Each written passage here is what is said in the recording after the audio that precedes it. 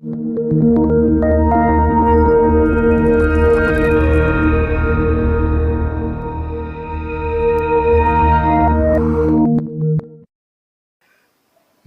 నేను చెబుతున్నా కదా, నీకు ఉన్నా లేకపోయినా నీ నీ నీ నీ జీవితాన్ని భూమి మీదకి రప్పించిన దేవుడు కడవరి గడియ వరకు నీకు చేసే న్యాయం నీకు చేస్తాడు. కాబట్టి ఏం చింతపడద్దు, కృంగిపోవద్దు. పిల్లలు, యవనస్తులు, వృద్ధులు అందరికీ సాతాను మోసం చేసి కృంగతీస్తాడు. నీ ఊపిరి నువ్వే తీసుకునేటట్టు నిన్ను శోధిస్తాడు. అనేక మందిని ఇబ్బంది పెట్టేటట్టు నిన్ను శోధిస్తాడు. అలా చేయొద్దు. వివేచన కలిగి, మెళకువ కలిగి జరుగుతున్నాయి తెలుసుకొని దేవుని వైపు చూసి జాగ్రత్త పడు. కృప మనందరికి తోడై ఉండును గాక. ఆమె పైకి లేచి నిలబడు, ప్రార్థన చేసుకుని ముగిద్దాం. ప్రియమైన దేవుని బిడ్డలారా, ఎవరికి వాళ్ళు జాగ్రత్త పడండి, ఇతరులను కూడా జాగ్రత్త చేయండి.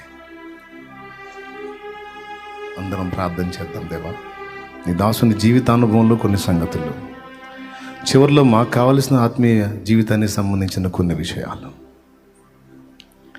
సూటిగా నాకు అందించినందుకు చాలా కృతజ్ఞతలు. మా బిడ్డల్ని దీవించు, బలపరచు. లైవ్ ద్వారా కావచ్చు, ఇక్కడ కూర్చున్న బిడ్డలు కావచ్చు, ఎవరెవరు ఎంతమంది అందుబాటులో ఉన్నారో బిడ్డలందరినీ కూడా నీ సన్నిధిలో ఎత్తిపడుతున్నాను నాయన.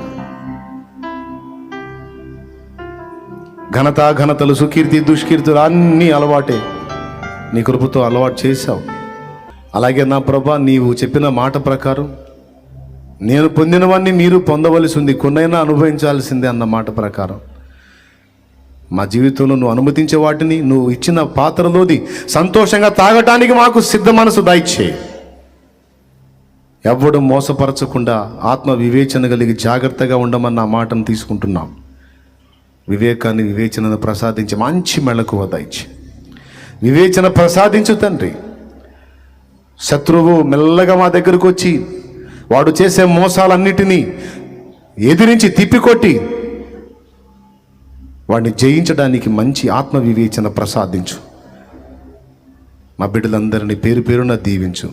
ఎవరు రోగులై ఉన్నారో, ఎవరు బలహీనులై ఉన్నారో, ఎవరు అప్పుల్లో ఉన్నారో, ఎవరు ఆర్థిక సమస్యల్లో ఉన్నారో, ఎవరు చెప్పసఖ్యము కానీ వేదనలో ఉన్నారో, ఎవరు మనుషుల చేత అన్యాయం అయిపోయారో, ఎవరు ఎన్ని రకాలుగా నిందపాలై ఉన్నారు, ఎన్ని రకాలుగా వేదనలు పొందుతున్నారో, ఎవరికి ఏ కొదువ ఉన్నదో, ఎవరు ఏ ప్రయత్నంలో విఫలమయ్యారో, ఎవరు ఏ కన్నీళ్లలో ఉన్నారో, ఎవరు ఏ కేసులో ఉన్నారో, ఎవరు మనుషుల చేత తరుమబడుతున్నారో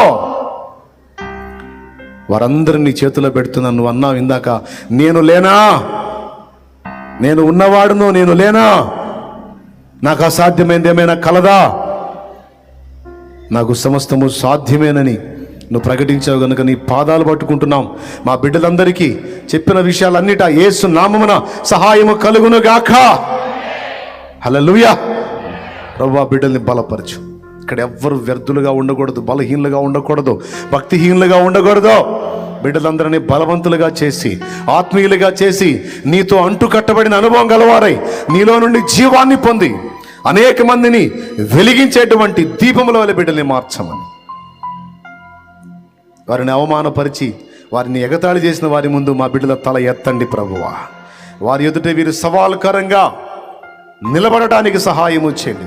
శత్రువుల ఎదుట మాకు విందు సిద్ధము చేయి. యేసు నామములో చేశావు నాయన. నీ కృతజ్ఞతలు చెల్లిస్తూ బిడ్డలందరినీ నీ చేతికి అప్పగిస్తూ, అన్ని హెచ్చరికలతో పాటు చివరిలో ఇచ్చిన ఆదరణ మాటల గురించి కూడా కృతజ్ఞతలు చెల్లిస్తూ, యేసు నామములో మేమందరము నీ పని చేయనట్లు మాకు పురికొల్పు దయచేయి.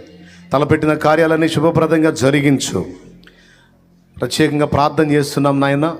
నీవు మా ముందుంచినటువంటి పెద్ద పెద్ద పనులు కొన్ని ఉన్నాయి, అవన్నీ కూడా యేసు నామములో నిర్విఘ్నంగా జరుగునుగాక.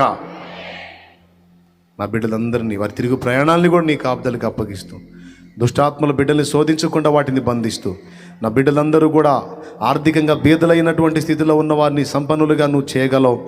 ఆత్మీయంగా బీదలు కాకుండా కాపాడు ప్రభువా. బిడ్డల కృపతో బిడ్డలందరినీ దర్శించమని యేసు నామమున పసిబిడ్డ మొదలు వృద్ధుల వరకు నీ కృపాక్షేమం పొందుదురుగాక. యేసు నామమున వేడుచున్నాం తండ్రి.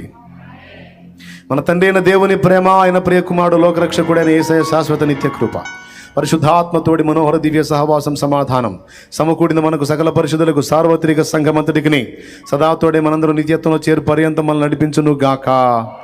ఆమేన్. ప్రవేశ రక్తమునకు జయం, ప్రవేశ రక్తమునకు జయం, ప్రవేశ నామమునకు సంపూర్ణ విజయం కలుగును గాక. ఆమేన్. హల్లెలూయా, హల్లెలూయా, హల్లెలూయా. ప్రభుకు స్తోత్రాలు. మీ అందరికీ హృదయపూర్వక వందనాలు.